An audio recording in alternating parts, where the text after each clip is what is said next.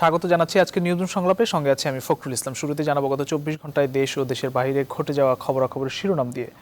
সীমান্তে মিয়ানমার সেনাদের সন্দেহজনক গতিবিধি, রাষ্ট্রদূতকে তলব করে প্রতিবাদ। দেশে করোনায় গত 24 ঘন্টা আক্রান্ত শনাক্ত 1476 জন। এই নিয়ে মোট আক্রান্ত ছাড়িয়েছে 3,37,000। মোট সুস্থ হয়েছেন এখন পর্যন্ত 2,40,000। মৃতের সংখ্যা 4733 জন। বিশ্বে করোনা ভাইরাসে মৃত্যু ছাড়িয়েছে এখন পর্যন্ত 9,26,000। মোট আক্রান্ত 2,91,00,000। এসব খবর এবং তার বিশ্লেষণ নিয়ে আমাদের সঙ্গে আলোচনা করতে 4 জন অতিথি যুক্ত হয়েছেন। আমরা শুরুতেই তাদের সঙ্গে পরিচয় করে দিতে চাই। আমাদের সঙ্গে যুক্ত আছেন অধ্যাপক জুনায়েদ হালিম, প্রতিষ্ঠাতা চেয়ারম্যান, চলচ্চিত্র টেলিভিশন বিভাগ, জগন্নাথ বিশ্ববিদ্যালয়। এবং আমাদের সঙ্গে যুক্ত আছেন হারুনুর রশিদ, নির্বাহী সম্পাদক, বাংলা ট্রিবিউন। এবং যুক্ত আছেন নুরুল ইসলাম হাসিব, বিশেষ প্রতিনিধি, বাংলাদেশ পোস্ট। একই সঙ্গে আমাদের সঙ্গে যুক্ত আছেন সিলেট থেকে ইকবাল সিদ্দিকী, সভাপতি, সিলেট প্রেস ক্লাব। আপনাদের 4 জনকেই স্বাগত জানাচ্ছি। প্রিয় দর্শক, আপনারা থাকবেন আমাদের সঙ্গে পুরো আলোচনায়। আমরা আলোচনা শুরু করতে চাই, তবে তার আগে আজ প্রকাশিত যে পত্রিকাগুলো রয়েছে আমার হাতে, এর মধ্যে বেশ কয়েকটি এসে পৌঁছেছে। আমরা সেগুলোর শিরোনাম জানিয়ে শুরু করতে চাই।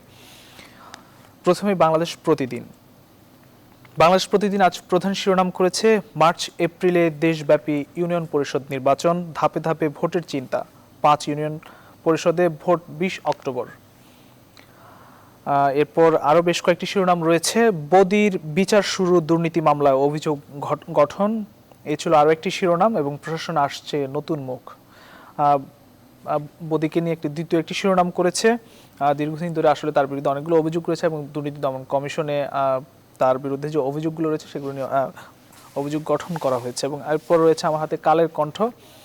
কালের কণ্ঠ আজ প্রধান শিরোনাম করেছে, টাকায় মিলছে ভুয়া তথ্যের এনআইডি।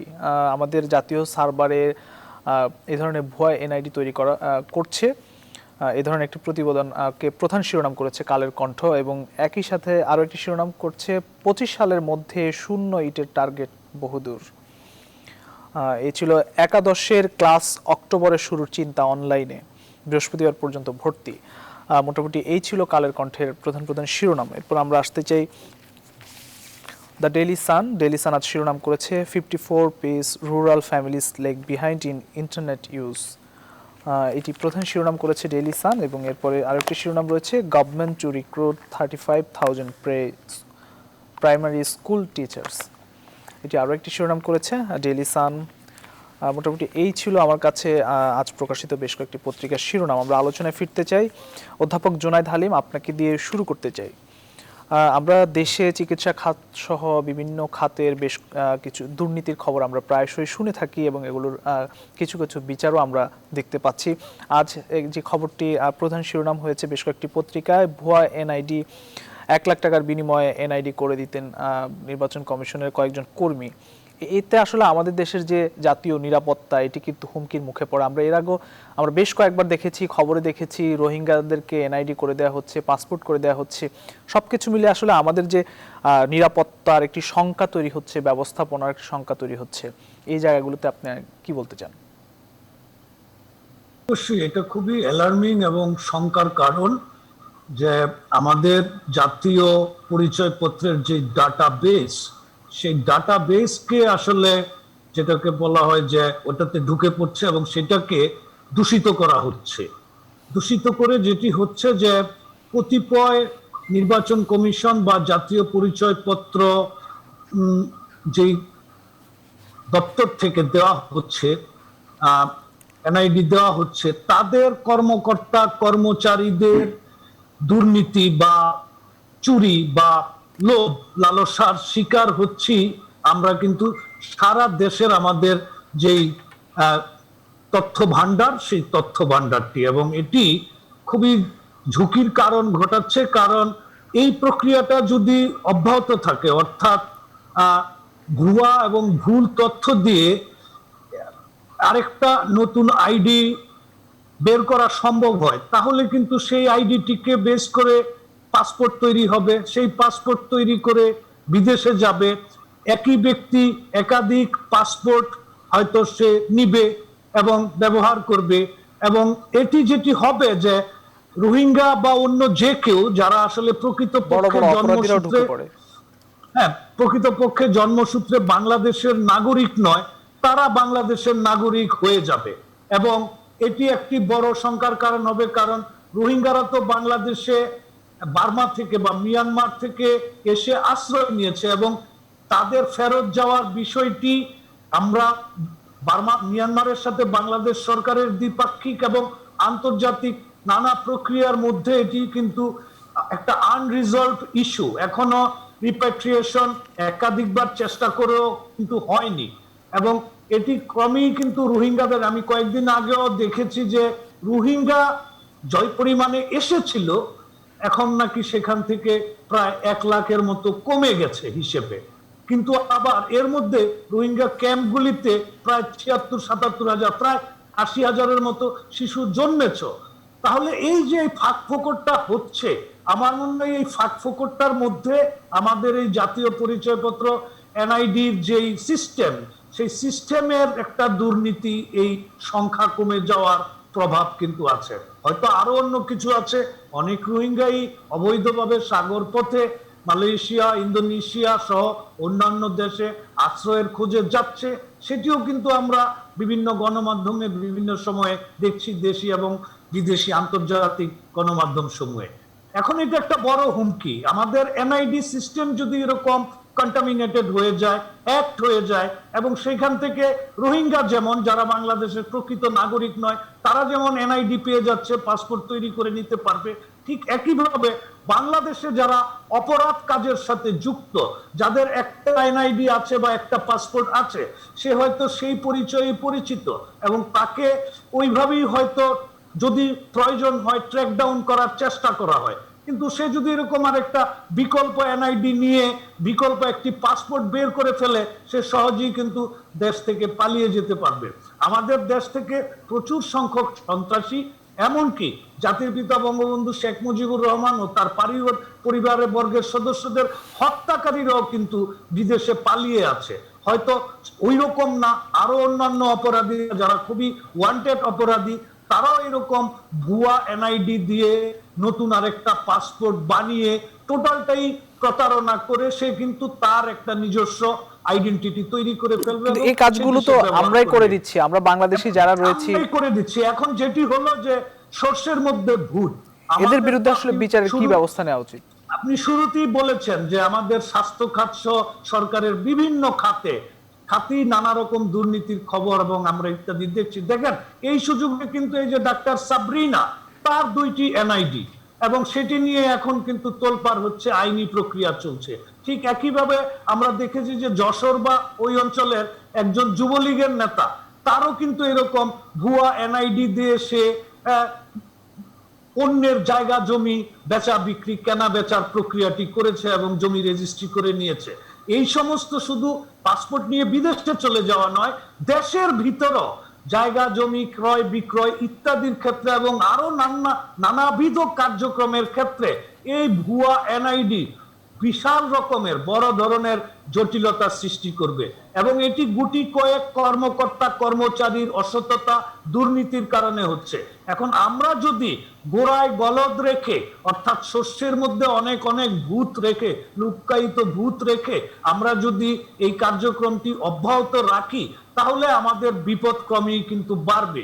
এইখানে রাষ্ট্রের যেখানে ব্যর্থতাটা, রাষ্ট্র তার চাকুরিরত কর্মকর্তা কর্মচারীদেরকে যথাযথভাবে নিয়ন্ত্রণ করতে পারছে না, এবং এটির জন্য এনআইডি কর্তৃপক্ষের যারা ঊর্ধ্বতন কর্মকর্তা, নীতি নির্ধারক এবং নানা রকমের সিদ্ধান্ত গ্রহণ করেন এবং সিদ্ধান্ত বাস্তবায়নের জন্য সিস্টেমটার মধ্যে, অর্থাৎ বাস্তবায়ন প্রক্রিয়ার মধ্যে সেটি বজায় রাখেন। আমি মনে করি যে এইখানে এনআইডি কর্তৃপক্ষের বড় বড় কর্মকর্তা যারা আছেন, এবং একই সঙ্গে আমাদের স্বরাষ্ট্র মন্ত্রণালয় এখানে আরো বেশি ইনোভেটিভ উদ্ভাবনী প্রক্রিয়া এবং পদ্ধতি তাদের নেওয়া উচিত। প্রয়োজনে আরো প্রযুক্তিগত ডেভেলপমেন্ট করা উচিত, যাতে কোনো রকমই এই জাতীয় কোনো ফাঁক ফোকর বা সুযোগ তৈরি না হয়। সবার আগে দরকার যারা এই কার্যক্রমের সাথে যুক্ত, অর্থাৎ একদম অপারেটর থেকে শুরু করে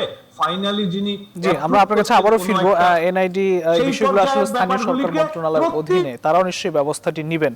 আমরা আপনার কাছে আবারও ফিরবো আলোচনায়। আমরা একটু হারুন রশিদ আপনার কাছে আসতে চাই, এই জায়গাটিতে যে আমাদের জাতীয় নিরাপত্তার শঙ্কা যেমন তৈরি হচ্ছে, একই ক্ষেত্রে আসলে একই সাথে দীর্ঘদিন ধরে একটি রোহিঙ্গা যে সমস্যা সেটি বাংলাদেশে এখনো জিয়ে আছে। আমরা আজকে আবার দেখলাম যে বেশ কয়েকদিন ধরে এটি দেখছি যে বাংলাদেশ মিয়ানমার যে সীমান্ত সেখানে মিয়ানমারের সৈন্যদের সন্দেহজনক গতিবিধি, সে কারণে আজকে মিয়ানমারের যিনি রাষ্ট্রদূত রয়েছেন তাকে তলব করে প্রতিবাদ করা হয়েছে। এই যে তাদের অপতৎপরতা কিন্তু দীর্ঘদিন ধরেই চলছে মিয়ানমারের, উদ্যোগের জায়গাগুলোতে আসলে কি বলবেন? ধন্যবাদ আপনাকে। জোনায়েদ আলম স্যারের কথা শুনছিলাম, এর সঙ্গে আপনি যুক্ত করতেছেন মিয়ানমারের ঘটনা, বিশেষ করে রোহিঙ্গাদের এই ঘটনাগুলো। তো এটি তো সংকট আমরা দীর্ঘদিন ধরে দেখছি, এবং সরকারের পক্ষ থেকে যে উদ্যোগ নেই তা কিন্তু নয়।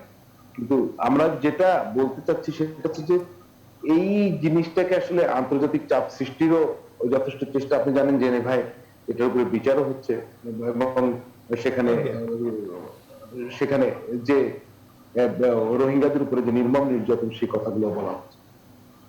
এখন এই চাপটা আমরা সাকসেসফুলি সৃষ্টি করতে পারছি কিনা, আমি যদি বলি পারি নাই তাহলে সেটা ঠিক হবে না।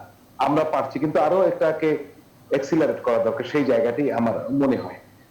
কারণ আপনি যদি খেয়াল করেন দুইটা জিনিস কিন্তু এখানে খুব একই সঙ্গে জড়িত।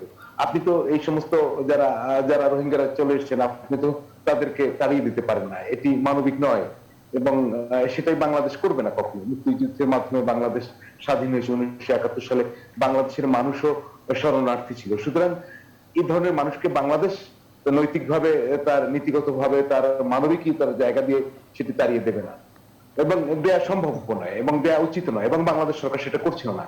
তবে মিয়ানমারকে আরো আস্তে পৃষ্ঠে বেঁধে ধরতে হবে, সেই জায়গাটা আরো জোরদার করা যেতে পারে। মিয়ানমার যেন মানে এই সমস্যাটা কিন্তু মিয়ানমারের সাথে বাংলাদেশের এই সমস্যাটা কিন্তু দীর্ঘদিনের, প্রায় এটা যদি বলি আমি 20 বছরের বেশি।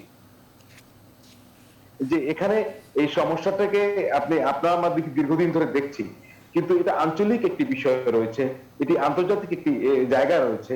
আপনি খেয়াল করবেন বাংলাদেশ কিন্তু আন্তর্জাতিক চাপ সৃষ্টির চেষ্টা চালাচ্ছে। আপনি দুটো জিনিস খেয়াল করবেন, একটা হচ্ছে যদি 2017 সালের ওই সময়টা আপনার মনে থেকে থাকে, তখন কিন্তু বাংলাদেশে ব্যাপক একটা, যত আগস্টে ব্যাপক একটা জনমত সৃষ্টি হয়েছিল যে রোহিঙ্গাদের আশ্রয় দাও, এবং বাংলাদেশ দিয়েছে, এবং বাংলাদেশ একটি মানবিক রাষ্ট্র দিতে হবে, এবং মানবিক রাষ্ট্রের ভূমিকাই বাংলাদেশ পালন করেছে।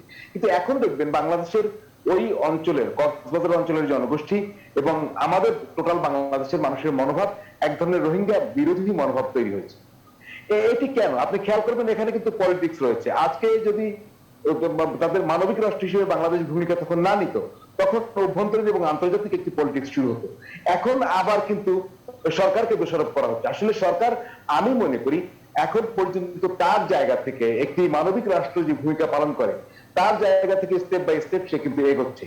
এখন মিয়ানমারের উপরে আরো চাপ সৃষ্টি করতে হবে। সেক্ষেত্রে ইন্ডিয়ার একটা রোল প্লে করার জায়গা আছে, চায়নার একটি রোল প্লে করার জায়গা আছে, আমেরিকার একটা রোল প্লে করার জায়গা আছে, কিন্তু সেই জায়গাটাকে একটি জায়গায় নিয়ে আসা কিন্তু আঞ্চলিক রাজনীতির একটি সমস্যা আছে। এটি আপনি কিন্তু বললেই হবে না। ওখানে চায়নার স্বার্থ আছে মিয়ানমারের, ওখানে ভারতের স্বার্থ আছে, কেউ ওখানে ইকোনমিক জোন করার কথা চিন্তা করছে রাখাইনে, কেউ ওখানে অনেক কিছু করার চিন্তা করছে।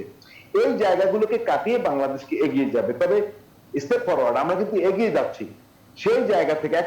এখন আমরা প্রতিবেশীর সাথে তো আমরা কত দূর যেতে পারি? মিয়ানমার ওখানে সৈন্য সমাবেশ ঘটাচ্ছে রাখাইনে, আমরা জানি, কিন্তু তাই বলে আমরা তো যুদ্ধ ঘোষণা করবো না। এত বড় একটি ফাঁদে তো বাংলা, ওরা তো চায় এটি। আপনি খেয়াল করবেন এখানে হাসিব আছে, আমি তার কাছ থেকে শুনতে চাইবো, সে তো কূটনৈতিক রিপোর্ট করে। মিয়ানমার কিন্তু বারবার চায় একটি আমাদের সাথে একটি সংকট তৈরি করতে, সীমান্তে একটি যুদ্ধ অবস্থা সৃষ্টি করতে, কারণ তাতে তাদের সুবিধা। এই ভাবে বাংলাদেশ কখনোই পা দেয়নি এবং দেবেও না। এই জায়গায় অনেকে মনে করে আবেগ প্রবণ যে শুরু করে দাও। কূটনৈতিক ভাবে যদি চিন্তা করেন, তারা যদি যুদ্ধ দেখাতে পারে তাহলে কিন্তু এই রোহিঙ্গাদের সব এখানে হালাল করে ফেলতে পারে। সেই ফাঁদে বাংলাদেশ পা দেবে না।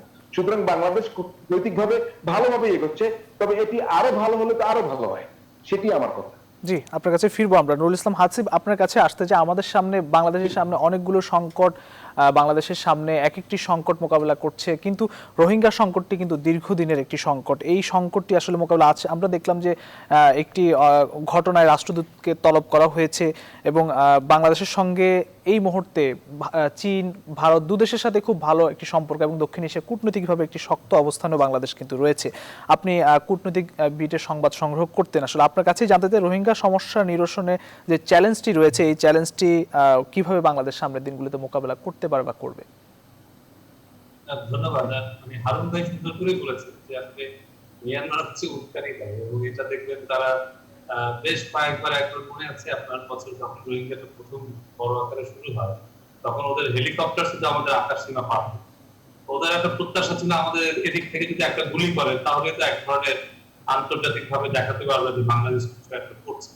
সো থ্যাঙ্কফুলি বাংলাদেশ এই কাজটা করে নাই, বাংলাদেশের ডিপ্লোমেসিতে ভিন্ন এবং পিসফুলি সেটেলমেন্টের দিকে যায়। এবং এই মুহূর্তে আসলে এটা আপনি যদি বলেন বাংলাদেশের সমস্যা, আমি সেটা বলবো না, এটা একটা আন্তর্জাতিক সমস্যা রোহিঙ্গাদের, এবং এটার সমাধান এখন আন্তর্জাতিক পর্যায়ে। এটা বাংলাদেশ আসলে যা করার আমি মনে করি করছে। বাংলাদেশ এক সময় রোহিঙ্গা ইস্যুটাকে ওইভাবে সিরিয়াসলি নেয় নাই কিংবা মিয়ানমারের সাথে রিলেশনস হয় না, সেগুলো হিস্ট্রি, এটা হয়তো অ্যানালাইসিস করে প্রিভিয়াসলি অনেক কিছু পাওয়া যাবে। তার সাম্প্রতিক সময়ে বাংলাদেশ যা করার আমার মনে হয় সব করে ফেলেছে। এখানে বাংলাদেশের আর কিছু করার নেই, মানে একটু বলটা হচ্ছে আন্তর্জাতিক করে। কিন্তু আন্তর্জাতিক জায়গা যেটা হচ্ছে যে তাদের কাছে এটা একটা প্রায়োরিটি না। কারণ আপনি দেখবেন ওই হিস্ট্রিক্যালি যদি দেখেন যে কসোভোতে কিভাবে সমাধান করেছিলেন, কিংবা ইরাক আপনার কুয়েত যুদ্ধে মার্কিন সেনারা ঝাঁপিয়ে পড়েছিল ওখানে একটা পক্ষ নিয়ে, এইসব বিষয়। তো এখানে আপনার এরকম কিন্তু ওরকম আমরা দেখছি না।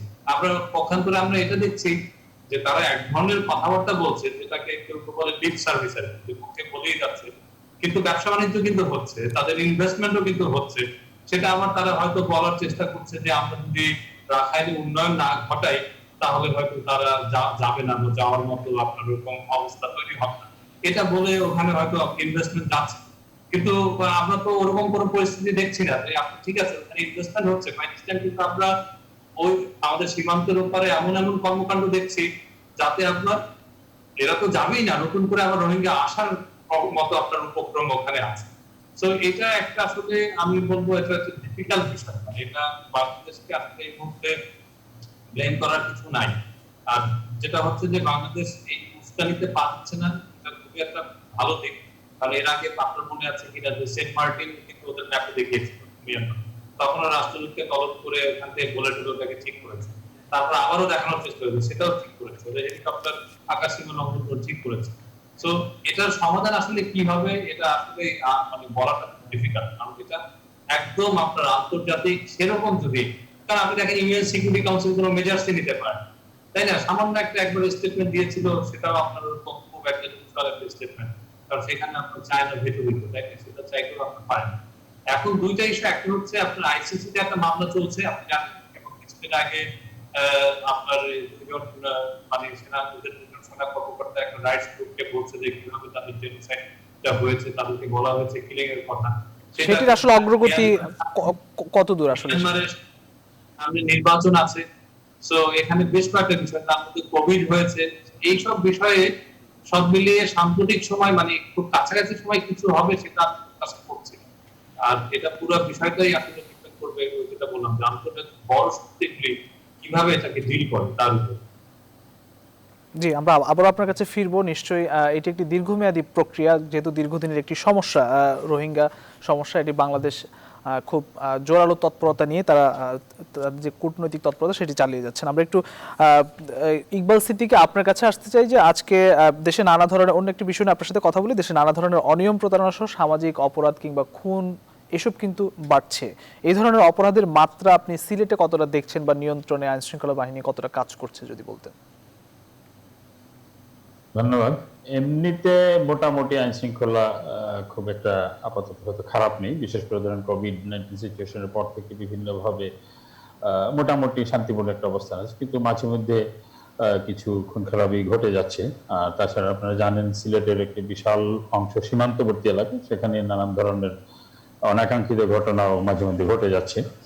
অন্যদিকে বালু পাথর মহাল সিলেট বিভাগের একটি বড় ধরনের সম্ভাবনার জায়গা এবং একই সাথে সমস্যার জায়গা, সেখানে প্রায় লক্ষাধিক শ্রমিক কাজ করে এদের কে নানানভাবে নিয়ন্ত্রণ করার চেষ্টা করেও সবসময় পারা যাচ্ছে না। সেখানে হাইকোর্টের নির্দেশনা থাকা সত্ত্বেও, সুপ্রিম কোর্টের নির্দেশনা থাকা সত্ত্বেও যান্ত্রিক পদ্ধতিতে যে পাহাড় কাটা যে তৎপরতা, সেটি খুব মারাত্মকভাবে বেড়ে গেছে।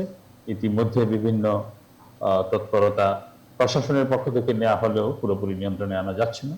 পাশাপাশি সীমান্ত অপরাধগুলো আবার যেন মাথাচাড়া দিয়ে উঠছে, কারণ আইন শৃঙ্খলা রক্ষাকারী বাহিনী কেন জানি সব সময় ওইভাবে কার্যকর পদক্ষেপগুলো নিতে পারছে না। সীমান্তের দুই দিকেই এই ঘটনাগুলা প্রায় ঘটে যাচ্ছে। এমনিতে আইন শৃঙ্খলা পরিস্থিতি মোটামুটি এখন পর্যন্ত ধরে নেওয়া যায় স্থিতিশীল আছে, কিন্তু এগুলি কতদিন থাকবে বলা মুশকিল, কারণ যেটা জানেন কোভিড জনিত পরিস্থিতির কারণে গরিব মানুষের তৎপরতা অনেকটাই কম। এক সীমান্ত এলাকায় এটি অনেকটাই বেশি, প্রচুর মানুষ প্রায় প্রতিদিনই মেঘালয় বা ত্রিপুরা সীমান্ত দিয়ে, আসাম সীমান্ত দিয়ে যাওয়া আসা করে, বৈধ অবৈধ দুইভাবেই।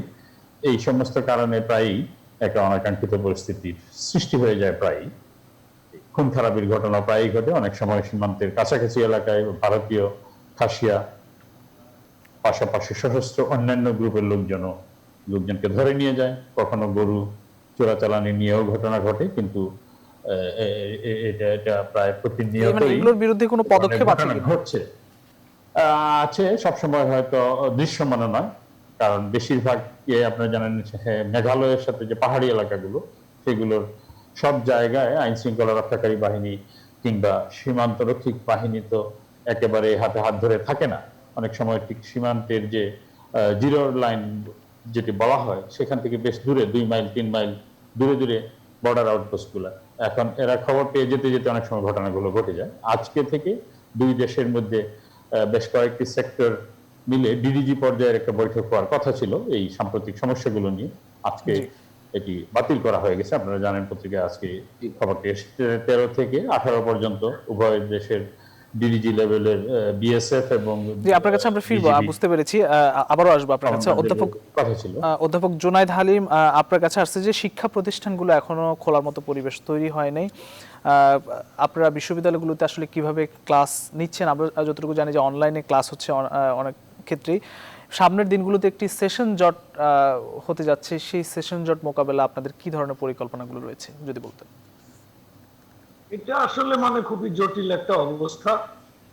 আমরা শিক্ষা কার্যক্রম সাধারণভাবে চালিয়ে যাচ্ছি অনলাইনের মাধ্যমে, কিন্তু এটিও ঠিক ক্লাসরুমের যেই প্রক্রিয়াটা এবং ক্লাসরুমের যেই সিরিয়াস অ্যাপ্রোচটা, সেটা কিন্তু অনলাইনে ঠিক যথাযথ হয় না। এটা প্রতিনিয়ত আমরা করছি। যেমন আমি আমার বিভাগের শিক্ষার্থীদের অবস্থায় যদি বলি, যে আমার বিভাগের অধিকাংশ শিক্ষার্থী, প্রায় শতকরা 90 জনেরও বেশি কিন্তু গ্রামাঞ্চলের শিক্ষার্থী।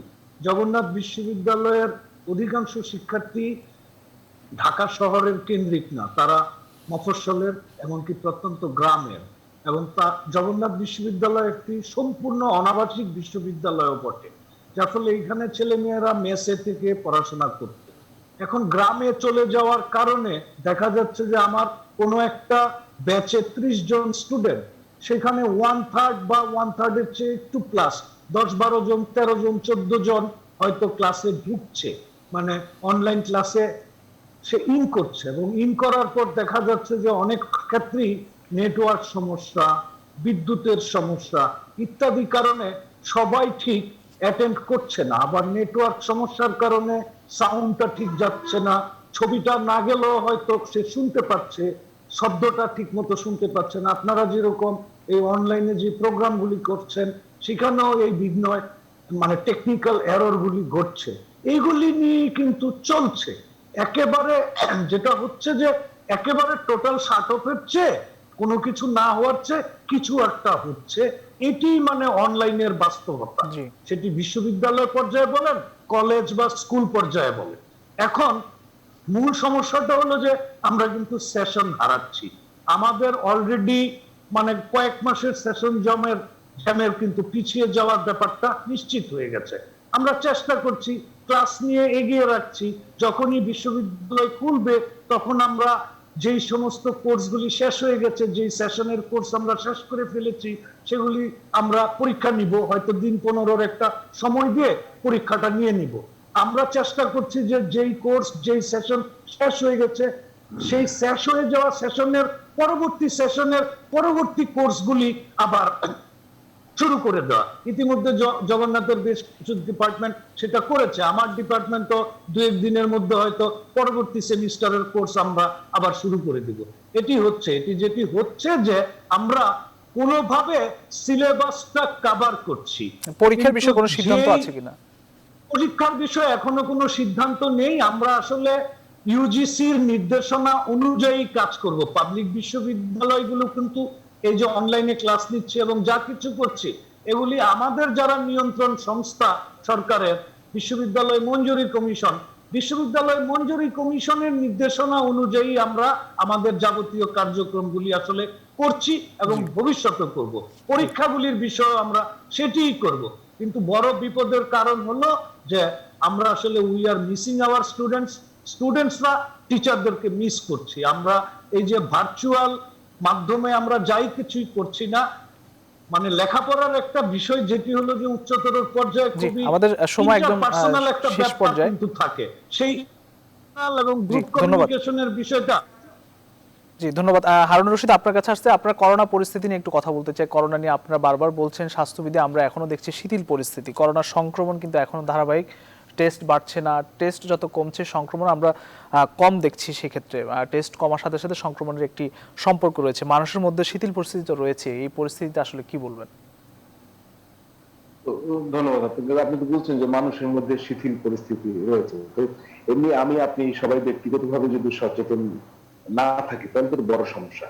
আর আমি এই আপনাদের এই অনুষ্ঠানে এর আগেও বারবার বলেছি, যেটা হচ্ছে যে আমি তো এখন করোনা যেহেতু বোঝাই যাচ্ছে একটি দীর্ঘকালীন একটি মহামারী, এবং এটা যে আমরা টিকা আসলেই যেটা চলে যাবে তাও কিন্তু নয়।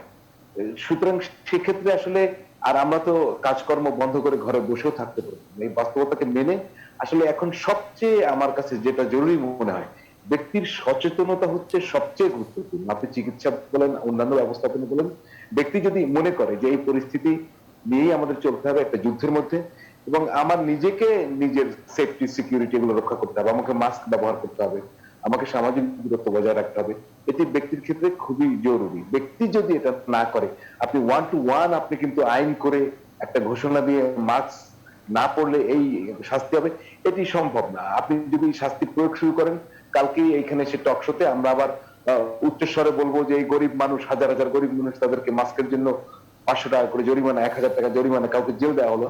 তো সেই জায়গাটা এখন ব্যাপকভাবে সচেতনতামূলক কর্মসূচি সেগুলো আমি তেমন দেখছি না। এটা আসলে খুব বেশি বৃদ্ধি করা উচিত। আপনি স্কুল কলেজ খোলার ব্যাপারে যে একটি প্ল্যান তৈরি করেছে আপনার শিক্ষা মন্ত্রণালয়, সেখানে দেখবেন স্কুল কলেজ বা এগুলো খোলার আগে 15 ডেজ আগে কিন্তু টিচাররা ওখানে আসবেন, কর্মচারীরা ওখানে আসবেন। কেন আসবেন? এই 15 ডেজ এসে তারা এখানে স্বাস্থ্যবিধি কিভাবে মানা যায়, কিভাবে মানাতে হবে, সেই বিষয়গুলো এনশিওর করবেন। দেন যখন খুলবে, কবে খুলবে আমি ঠিক জানি না, এনশিওর করবেন যে স্টুডেন্টরা যখন আসবে তখন তাদের কিভাবে এগুলো মানানো যায়।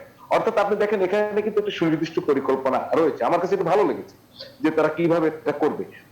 এখন বাস্তবে এটা করতে গেলে অপারেশনাল পর্যায়ে গিয়ে এটা কতটা সাকসেসফুল হবে সেটা পরের ব্যাপার, কিন্তু আমার শিক্ষা মন্ত্রণালয়ের পরিকল্পনাগুলো ভালো লাগছে যে যখন খুলবে তখন কি পদ্ধতিতে এই শিক্ষা প্রতিষ্ঠান কাজ করবে, টিচাররা কিভাবে কাজ করবেন, স্টুডেন্টরা শিফট হবে না কয়টা শিফট করবে, তারা কি এভরিডে ক্লাসে যাবেন না এভরি অল্টারনেট ডেতে যাবেন, সেই প্ল্যানগুলো কিন্তু তাদের রয়েছে। সব সেক্টরেই এখন এই একটা প্ল্যান করে, প্ল্যান তো হয়েছে বহু, প্ল্যান করে সেটি বাস্তবায়ন করা, সেটি নজরদারি করা, সেটি খুব জরুরি। আমি বারবারই বলি আমাদের কিন্তু চলতে হবে। একটু আগে আপনি রেমিটেন্সের কথা বলছিলেন, রেমিটেন্স আসছে, আমাদের ইন্টারনাল ইকোনমি তো গ্রো করতে হবে। আপনি 1 বছরের জন্য 1.5 বছরের জন্য একটা ইকোনমি বন্ধ হয়ে থাকতে পারে না। এবং যেটা আমি অনিশ্চিত যে এই রোগ কবে যাবে, এই মহামারী কবে যাবে। আমি যদি জানতাম 1 মাস আমরা ঘরে বসে থাকলে গন এটা আর হবে না, আজকে কিন্তু সেই নিশ্চয়তা কেউ দিতে পারছে না, পৃথিবীর কোথাও কেউ দিতে পারছে না। সুতরাং ব্যক্তির সচেতনতা, সামাজিক সচেতনতা, এর কোনো বিকল্প নেই। খালি সরকারকে দায়ী করে আমার নিজের দায়িত্ব আমি পালন করবো না, সেটি হয় না। সরকার আরো উদ্যোগ, আমি বারবারই বলি আরো ভালো, ভালোর তার শেষ নেই, আরো ভালো উদ্যোগ নিক। যেমন এই যে আমাদের ভ্যাকসিন নিয়ে কাজ হচ্ছে, আমি সামনে কিন্তু একটা স্পষ্ট জটিলতা দেখতে পাচ্ছি। ভ্যাকসিন কে পাবেন? আমাদের যে করোনা রূপ পরিবর্তন হচ্ছে, যে কোনো ভ্যাকসিন আসলেই কি সেটা কাজ করবে, না আমরা ভ্যাকসিন ট্রায়াল করে সিদ্ধান্ত নেব কোন ভ্যাকসিন আমাদের জন্য? এখন অনেকের অ্যান্টিবডি তৈরি হচ্ছে, তিনি কি ভ্যাকসিন নেবেন? অনেকে তো করোনার ভাইরাস বহন করছেন, আমরা জানতে পারি না, তাহলে তিনি কি ভ্যাকসিন নেবেন? এই পরিকল্পনাগুলো এখন থেকে করা দরকার। যদি করা যায় ভবিষ্যৎ আমাদের ভালো হবে। আমি মনে করি করোনা এখনো সময় আছে, কারণ করোনা তো দীর্ঘকাল থাকবে। সুতরাং যে কোনো সময় করোনা প্রতিরোধে ভালো ব্যবস্থাপনা পরিকল্পনা নেওয়ার সময় আছে। সরকার চেষ্টা করছে নাগরিক হিসেবে আমি যেন তার সাথে থাকি এবং আমি যেন সচেতন হই। জি, অসংখ্য ধন্যবাদ নুরুল ইসলাম হাসিব। এখনো করোনার ভ্যাকসিন আসতে এই বছর শেষ বা আগামী বছরের শুরুতে আসতে পারে, কিন্তু মানুষের মধ্যে যে একটি শিথিল ভাব রয়েছে, আপনি কি মনে করেন না যে সরকার কিংবা আইন প্রয়োগের ক্ষেত্রে কিছুটা বা স্বাস্থ্য অধিদপ্তরের কিছুটা শিথিলতা রয়েছে আইন প্রয়োগের ক্ষেত্রে বা সব ক্ষেত্রে মিলে, অন্য কোনো উপায় কি নেই? আপনার কাছে কি মনে হয়, একজন চিকিৎসক হিসেবে কি বলবেন? আমি মনে করি যে একটা মাস ক্যাম্পেইন হতে পারে, মাস উইক বা মাস মান্থ এরকম কিছু করে। কারণ যেহেতু আপনার শিক্ষকগণ যেটা বলছেন যে স্বাভাবিকভাবেই মানুষের জনজীবন চলবে, আর লকডাউন হবে না, এটা খুবই ভালো। সারা পৃথিবীতে এখন এই একই অবস্থা। তো মানুষের মধ্যে যাতে আপনার এক ধরনের নতুন করে আবার একটা সচেতনতা আসে, এই জন্য ক্যাম্পেইন আকারে আপনার সপ্তাহব্যাপী একটা মাস ক্যাম্পেইন কিংবা মাসব্যাপী। কারণ মাস্কটার কথা আমি এই কারণে বলছি, বিকজ হচ্ছে আমাদের যে কেস হচ্ছে তার 90 ভাগের বেশি হচ্ছে অ্যাসিম্পটোমেটিক। এটা কিন্তু সার্ভেতে চলে আসছে। আমাদের প্রতিদিনের যে কনফার্ম কেস আসে, এগুলো ধরুন প্রতিদিন একটা আসে, সেটা যারা টেস্ট করে তারা হয়। কিন্তু এছাড়াও অনেক আক্রান্ত হয় বা অনেকে আপনার জানেন না তারা আক্রান্ত হচ্ছে, কিন্তু তারা জানে না, কিন্তু তারা ছড়াচ্ছে। তো আপনি যদি আপনার সবাইকে মাস্কটা পরাতে এনশিওর করতে পারেন যখন তারা পাবলিক প্লেসে থাকে, তখন এটা কম ছড়াবে। কিন্তু মাস্ক পরানোটা কিন্তু আপনার এত সহজ না। আমাদের মাস্ক পরে অভ্যস্ত না, হঠাৎ করে আমরা পরবো না, এবং এটা আপনার ফাইন দিয়েও এটা আপনার হবে না। কারণ জানেন একসময় আমাদের দেশে কিন্তু হাত ধোয়া ক্যাম্পেইন হয়। হাত ধোয়াটা শুনতে খুব সহজ শোনায়, কিন্তু মানুষ কিন্তু আমরা সাবান দিয়ে হাত ধুই না, এবং আমরা জানিও না যে কেন ধুতে হয়। এই কারণে অনেক ধরনের এনজিও প্রোগ্রাম ছিল, ইন্টারন্যাশনাল ফান্ড এসেছিল বাংলাদেশে। এখন হয়তো বিভিন্ন প্রোগ্রাম আছে যারা নিউট্রিশনের সাথে রিলেটেড, হাত ধোয়া প্রোগ্রাম। সো এরকম আপনার এখন মাস্ক নিয়ে একটা প্রোগ্রাম হতে পারে, এনজিও, প্রাইভেট সেক্টর, ভলান্টিয়ার সবাইকে ইনভলভ করে মিডিয়া। এবং সেক্ষেত্রে যেটা হবে, একদিকে আপনি মাস্কের কথা বললেন, আরেকদিকে এই ক্যাম্পেইনের ফলে নতুন করে একটা সিরিয়াসনেস আসতে পারে, এবং এটা একটা হতে পারে। জি, জি ধন্যবাদ। ইকবাল সিদ্দিকী, আপনার কাছে আসছে যে সিলেটের আসলে স্বাস্থ্যবিধি কতটা মানছে বা আপনি কতটা দেখছেন সেখানে কি উপেক্ষিত কিনা স্বাস্থ্যবিধি, সেই বিষয়টি জানতে চাই এবং আপনার শেষ মন্তব্য দিয়ে শেষ করতে চাই। কথা আসলে এতক্ষণ যা শুনলাম, কি অবস্থা, সিলেটের অবস্থা খুব একটা ব্যতিক্রমী কিছু না, সর্বত্রই না মানার একটা প্রবণতা। আবার আমার কাছে যেটি মনে হচ্ছে, সরকারের মধ্যে বোধহয় এক ধরনের একটু শিথিলতা চলে এসছে। এই ব্যাপারে আসলে ক্যাম্পেইন আকারে কিছু করা প্রয়োজন, কারণ যেখানে সমস্ত পর্যটন কেন্দ্রগুলো খুলে দেওয়া হচ্ছে, কাল থেকে সমস্ত ট্রেন চলছে, আবার কোনো ধরনের গ্যাপ থাকবে না, যাত্রীদের স্বাভাবিক চলাফেরা সবকিছু পুরোপুরি খুলে দেওয়া হচ্ছে। এই জায়গায় এখনো বোধহয় মানুষের মধ্যে মাস্কের ব্যবহারটা একেবারে খুবই নিম্নতম পর্যায়ে। শহরের কিছু কিছু এলাকা ছাড়া এটি দেখা যাচ্ছে না, গ্রামাঞ্চলে বিষয়টি পুরোপুরি উপেক্ষিত। পাশাপাশি যেটি সাধারণ মানুষের ওই ধারণাটাই বদ্ধমূল হয়ে যাচ্ছে যে এটি বোধহয় একটা বিশেষ শ্রেণীর মধ্যে ছড়িয়ে পড়ছে, সাধারণ মানুষ খুব একটা আক্রান্ত হচ্ছে না। যেহেতু সরকারের ক্যাম্পেইন গুলো আমার মনে হয় বিভিন্ন যে ইয়েগুলো ছিল এইগুলো এখন হচ্ছে না, সবকিছু মিলিয়ে মানুষ মনে করছে এটি বোধহয় এখন যাওয়ার পর্যায়ে। অন্যদিকে যেটি বলা হচ্ছে আর মাস খানেক বা 1.5 মাসের মধ্যে শীতকালের শুরুতেই আরেকটি ওয়েভ আসবে বলে স্বাস্থ্য বিশেষজ্ঞরা বলছেন, কিন্তু সেই জায়গায় আমাদের প্রস্তুতি কতটুকু, এটি বোধহয় আবার একটু চিন্তা করা দরকার। এখনো আমার মনে হয় এই মাস্ক কিংবা আরেকটু সচেতনতা নিয়ে আরেকটু কথাবার্তা সব পর্যায়েই বলা উচিত, বিশেষ করে সরকারি মাধ্যমগুলোকে আবার একটু কাজে লাগানোর সময়টা বোধহয় চলে যাচ্ছে। তা না হলে সামনে হয়তো একটু বড় ধরনের ধাক্কা, সেটি কতটুকু মোকাবেলা করা যাবে সন্দেহ রয়েই গেছে। জি, অসংখ্য ধন্যবাদ। সামনে যেহেতু একটি শীত মৌসুম আসছে, এবং আরো একটি স্বাস্থ্যবিদরা বলছেন যে আরো একটি সংক্রমণের গতি আরো বাড়ার সম্ভাবনা রয়েছে। সেক্ষেত্রে সবাইকে আসলে মেনে চলতে হবে স্বাস্থ্যবিধি। আমাদের সঙ্গে যুক্ত থাকার জন্য অধ্যাপক জুনায়েদ হালিম এবং হারুনুর রশিদ, একই সঙ্গে নুরুল ইসলাম হাসিব এবং সিলেট থেকে যুক্ত ছিলেন ইকবাল সিদ্দিকী, আপনাদের চারজনকে ধন্যবাদ জানাচ্ছি। প্রিয় দর্শক, করোনার অব্যাহত সংক্রমণে উপেক্ষিত স্বাস্থ্যবিধি উপসর্গ ছাড়াও আক্রান্ত হচ্ছেন মানুষ। এই মুহূর্তে আপনার অসতর্কতায় বয়ে আনতে পারে আপনার বড় কোনো বিপদ। তাই নিজেকে এবং পরিবারকে বাঁচাতে স্বাস্থ্যবিধি মানার বিকল্প নেই। আজ এই পর্যন্ত, একই সময় আগামীকাল আবারও দেখা হবে। ততক্ষণ পর্যন্ত ভালো থাকবেন, সুস্থ থাকবেন, শুভরাত্রি।